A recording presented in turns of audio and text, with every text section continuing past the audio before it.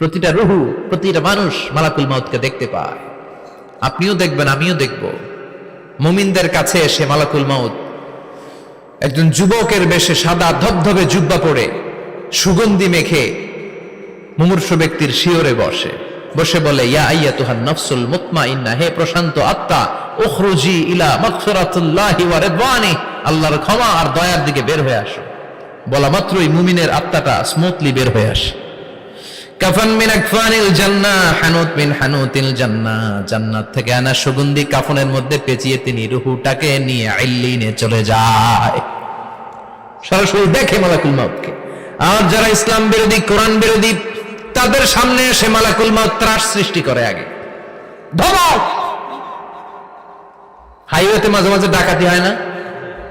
বাসগুলোর মধ্যে যখন ডাকাতি হয়, বাসে থাকে 50 জন, ডাকাত ঢুকে 5 জন। এই 5 জনের ভয়ে সবগুলো পেশাব করে দেয়, কারণ ত্রাস সৃষ্টি করে। এসেই চাইনিজ কুড়াল দিয়ে আগে কুবায় দেয় 4-5 জনের। রক্ত দেখে কি দেওয়ার সব আগে রেডি করে রাখে। মালাকুল মাউত এসে কাফের, নাস্তিক, মুশরিকদের সামনে সেরকম একটা ত্রাস সৃষ্টি করে। ভয়ে লোকটা কাঁপতে থাকে। ওর কাছে ভদ্র ভাষায় কথা বলে না, সুন্দর জামা পরে আসে না, কালো কুচকুচে চেহারা, ভয়ঙ্কর একটা রূপ নিয়ে, আকৃতি নিয়ে ইসলাম বিরোধীদের মাথার সামনে আসে। দুর্গন্ধযুক্ত চেহারার দেহ নিয়ে ধমক দিয়ে বলে, ও পাপাত্তা, ইয়া আইয়াতুহান নাফসুল খাবিসা উখরুজি ইলা গাদাবিল্লাহ, হে পাপাত্তা, আল্লাহর রাগ, ক্রোধ আর গজবের দিকে বের হয়ে আয়। মুমিনের আত্মা বলার সাথে সাথে যেমনি মুমিনের দেহ থেকে বের হয়ে জান্নাতি কাফনের ভেতরে ঢুকে, কাফেরদের আত্মাও কি এরকম তাড়াতাড়ি বেরোতে চায় নাকি? কাফেরদের আত্মা বেরোতে চায় না। ডানে দৌড়, বায়ে দৌড়, সামনে দৌড়, পেছনে দৌড়, আহা, দৌড়াদৌড়ি করে। মালাকুল মাউত এটাকে টেনে হিচড়ে, একটা জীবিত ছাগলকে জবাই না করে তার চামড়া উল্টার দিকে টেনে হিচড়ে বের করলে ছাগলটা যত কষ্ট পায়, এর চেয়ে কমসে কম 70 গুণ বেশি কষ্ট দিয়ে কাফের, মুশরিক আর গাদ্দারদের রূহ কবজ করা হয়। আল্লাহ, এই পরিস্থিতি থেকে তুমি আমাদের বাঁচাও। মুমিনদের রূহ যেমনি কবজ হয়, ওইভাবে রূহ কবজের ব্যবস্থা করে দিও। ঈমানের মৃত্যু নসিব করে দিও, শাহিদি মৃত্যু নসিব করে দিও। আমাকে শহীদ করে সেই মিছিলে শামিল করে নিও, যে মিছিলের নেতা মীর হামজা, খোবায়েবে খাব্বাব, আল্লাহর কাছে ছিল অতি প্রিয়, শামিল করে নিও। আমাকে শহীদ করে সেই মিছিলে শামিল করে নিও। পড়েন আমিন। আর জোরে পড়েন আমিন। তার মানে বিমান দুর্ঘটনায় হোক, কিংবা লঞ্চ ডুবিতে হোক, কিংবা আগুনে পড়ে হোক, কিংবা আত্মঘাতী হামলায় হোক, যে যেখানেই মারা যায়, কবরের 3টা প্রশ্ন তার জন্য আছে না নাই? ইসলাম বিরোধীদের জন্য প্রশ্ন 3টা, আপনারা যারা মুমিন তাদের জন্য 4টা। আপনাদের জন্য একটা বেশি, আলহামদুলিল্লাহ। কোন কবরে এসে প্রথম প্রশ্ন করবে, মুনকার নাকির যখন চলে আসবে, 40 কদম যখন আত্মীয় স্বজনরা লাশটাকে কবরের মধ্যে দিয়ে 40 কদম চলে যায়, তখনই ফেরেশতা চলে আসে। আহা, শেষ, সব শেষ। এসেই পরীক্ষা শুরু। মার রব্বুক, তোর রবের নাম কি? চিল্লায় বলেন, আমাদের রবের নাম কি? আমরা বলবো রব্বি আল্লাহ, আল্লাহ আমারে রব। দমে দমে তনু মনে তারি অনুভব। পড়েন, আল্লাহ আমারে রব। তোমার দুনিয়াতে আমি যেদিকে তাকাই, অথই নিয়ামতে ডুবে আছি সবাই।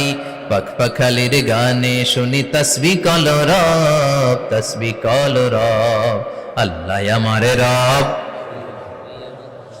প্রথম প্রশ্ন, তোমার রব কে? আমরা বলবো আমাদের রব আল্লাহ। দ্বিতীয় প্রশ্ন, ওমা দীনুক, তোমার ধর্মের নাম কি? আমরা কি বলবো? তৃতীয় প্রশ্ন, বিশ্বনবীর চেহারা দেখিয়ে বলা হবে, আতারিফু হাদার রাজুল, এই লোকটারে চিনো নাকি? আমরা বলবো চিনি, আমাদের প্রাণের নবী, ঠিক কি না?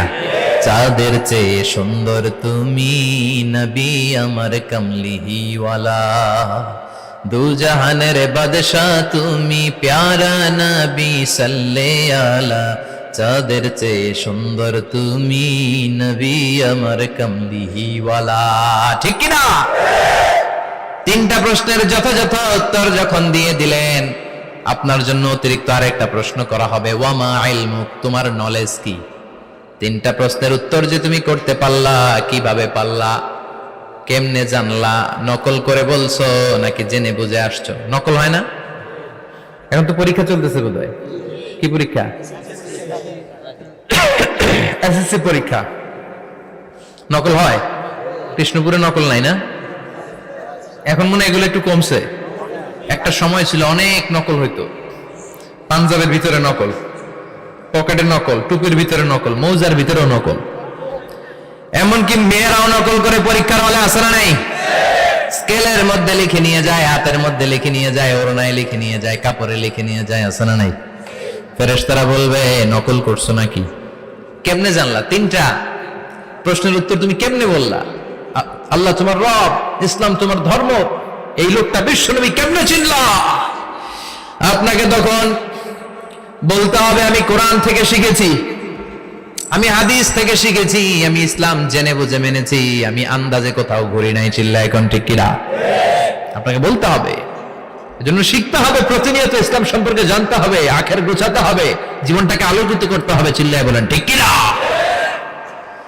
চারটা প্রশ্নই যখন হয়ে গেল, ফেরেশতারা বলবে আহলান ওয়া সাহলান ওয়া মারহাবান বিক, খোশামদেদ, কংগ্রেচুলেশন, খোশামদেদ, কংগ্রেচুলেশন, সব প্রশ্নের উত্তর তুমি পেরেছো। ফায়ুফসাহু লাহু কবরুহু ৭০ যিরান, আপনার কবরটারে ৭০ হাত লম্বা করে দেয়া হবে। ওয়া ইফতাহু লাহু বাবুন ইলাল জান্নাহ, আপনার কবর থেকে জান্নাতের দিকে দরজা খুলে দেয়া হবে। ওয়া ইউলবাসু মিন লিবাসি আহলিল জান্নাহ, জান্নাতের দুইটা রেশমি কাপড়ের পোশাক এনে আপনারে পরিয়ে দেয়া হবে। আর বলা হবে নাম কানাও মিলা আরুস, ঘুমাও, sleep, you should get some sleep now, তোমাকে লম্বা সময় পাড়ে দিতে হবে, ঘুমাও। কানাও মিলা আরুস, যেমনি বর বাসর রাতে আরামসে ঘুম দেয়, বাসর রাতে যেমনি বর কনেকে নিয়ে মধুর ঘুম দেয়, তুমিও ঘুমাও, কেউ তোমার ঘুম ভাঙবে না। মালাক ইসরাফিলের কিয়ামতের জন্য ইসরাফিলের সিংহায় যে ফুৎকার আছে, ওই ফুৎকার ছাড়া কোনো কিছুই তোমার ঘুম ভাঙাতে পারবে না। আলহামদুলিল্লাহ পড়েন। আল্লাহ আমরাও যেন চারটা প্রশ্নের উত্তর দিয়ে লম্বা একটা ঘুম দিতে পারি, পড়ে না আমিন। ওয়াম্মাল কাফির ওয়া আহলুশ শিমাল, আর ইসলাম বিরোধী যারা, তাদের সামনে আসবে মালাকান আসওয়াদান আজরাকান, কৃষ্ণ বর্ণের দেহ, নীলাভ বর্ণের দুটো চোখ, গায়ের রং কালো, চোখের রং নীল। দেখতে কেমন লাগে? আলিফ লাইলার ভূতের মতো। কথা কন। গায়ের রং কালো, চোখের রং নীল। ফেরেশতা দুইটা আসবে, এসে ত্রাস সৃষ্টি করবে, এসে বলবে বল তোর রবের নাম কি? মার রব্বুক। ইসলাম বিরোধী মুশরিক, কাফের, নাস্তিক এরা বলবে আমি জানি না আমার রবকে, আমি জানি না, আমি তো আজীবন শুধু চেয়ার করেছি, মদ খেয়েছি, আমি ধর্ষণে সেঞ্চুরি করেছি দুনিয়ার বুকে, আমি টেন্ডারবাজি করেছি, চাঁদাবাজি করেছি, আমি মাস্তানি করেছি, আমার দাপটে এলাকার ইসলাম প্রিয়রা বাসায় ঘুমাতে পারে না। আমি ছিলাম টেন্ডারবাজ, আমি ছিলাম গডফাদার, সন্ত্রাসীদের লিডার, আমি ছিলাম ডন 1 2 3 সব, আমি ছিলাম ডনের ডন, আমি ছিলাম মাস্তান, রংবাজ। রব টব কি আমি তো জানি না। লাদ্রি লাদ্রি, আমার জিজ্ঞেস করো না। আবার প্রশ্ন করা হবে ওয়ামা দীনুক, তোর ধর্মের নাম কি? বলবে লা আদরি, আমার কোনো ধর্ম নাই, আমার কোনো ধর্ম নাই, আমি শুধু মৌজ মাস্তিতে ছিলাম, আমি আনন্দ ফুর্তি করেছি, ইসলাম নিয়ে আমার মাথা ব্যথা ছিল না, আজীবন ইসলামরে আমি বাস দিয়েছি। চিল্লায় বলেন ঠিক কিনা? ইসলাম বিরোধীদের সাথে ছিল আমার চলাফেরা, আমার সব সাঙ্গপাঙ্গ ছিল গুন্ডা বদমাশ, ইসলাম বিরোধী। রব কি, ইসলাম কি, এগুলো আমি জানি না। আমার এগুলো জিজ্ঞেস করো কেন? ধর্ম কি আমি জানি না, আমি কিচ্ছু মনে করতে পারছি না। 3 নাম্বার প্রশ্ন করা হবে আতারিফু হাযার রাজুল, দেখো তো এই লোকটারে চিনো কিনা? কয় না, চিনি না, তবে মনে হয় এই লোকটারে দুনিয়ার বুকে আমি গালি দিতাম, এই লোকটার বিরোধিতা করতাম, ব্লগের মধ্যে এই লোকটার ব্যাপারে কুৎসা রটনা করতাম, এই লোকটার কার্টুন বানিয়ে আমি হিংসা ছড়িয়ে দিতাম, এই লোকটার ব্যাপারে আমি এলাকার মধ্যে অপপ্রচার চালাতাম। ফেরেশতারা বলবে তাই, এই ছিল তোর ডিউটি, দাঁড়া এখনই আমাদের খেলা শুরু, এখনই শুরু। ফায়ুতরাকু বিমাতারিক মিন হাদিদ, লোহার একটা হাতুড়ি দিয়ে মাথা থেকে পা পর্যন্ত পিটানো হবে, পিটিয়ে ওর গোশতের হাড্ডিগুলোকে থেতলে ফেলা হবে। ওয়ায়ুকালু লিল আরদি ইলতাইমি, কবরের দুই পাশের মাটিরে বলা হবে এবার দুই দিক থেকে তোরা চাপ দে। চাপ দেয়া হবে, ধাক্কা ধাক্কি করেও সে সুবিধা করতে পারবে না। মাটি আস্তে আস্তে আস্তে আস্তে দেহের দুই দিকে লেগে এমন জোরে দুইটা চাপ দিবে, ফাতাখতালিফা আদলাউহু, তার ডান পাশের পাজরের হাড্ডি বাম দিকে ঢুকে যাবে, বাম দিকের হাড্ডি ডানে চলে যাবে। বিশ্বনবী বললেন এই হাতুড়ি দিয়ে পিটানোর শাস্তি, কবরের চাপ দেওয়ার শাস্তি চলতেই থাকবে হাত্তাল কিয়ামা, কিয়ামত পর্যন্ত। আল্লাহ এই কবরের শাস্তি থেকে আমাদের বাঁচাও। আমরা এই আযাব পেতে চাই না, আমরা যেন ঠিকভাবে কবরের 4টা প্রশ্নের উত্তর করে দিয়ে লম্বা ঘুম দিতে পারি। আল্লাহ তুমি তৌফিক দাও। এজন্য আল্লাহ বললেন গোলাম দুনিয়া নিয়ে পাগল হয়ে থেকো না, এই দুনিয়ার জীবন আসল জীবন নয়, আসল জীবন হলো কবরের জীবন। জোরে বলেন ঠিক কিনা? এই জন্য মাঝে মাঝে কবরে যাবেন, কবরস্থানে দাঁড়িয়ে চিন্তা করবেন এই জায়গায় আমারও আসতে হবে। দিন যাবে, রাত আসবে, বৃষ্টি হবে, শীত আসবে, কেউ আমার দেখতে আসবে না, একা থাকতে হবে। একা, বড় একা, অন্ধকার, বড়ই অন্ধকার। ওই কবরের জীবনের সামান গোছানোর দরকার আছে না নাই? ওই কবরে সুখে শান্তিতে থাকতে চাইলে নামাজ পড়ার দরকার আছে না নাই? কোরআন পড়ার দরকার আছে না নাই? ছেলে মেয়েগুলোরে মানুষের মতো মানুষ করার দরকার আছে না নাই?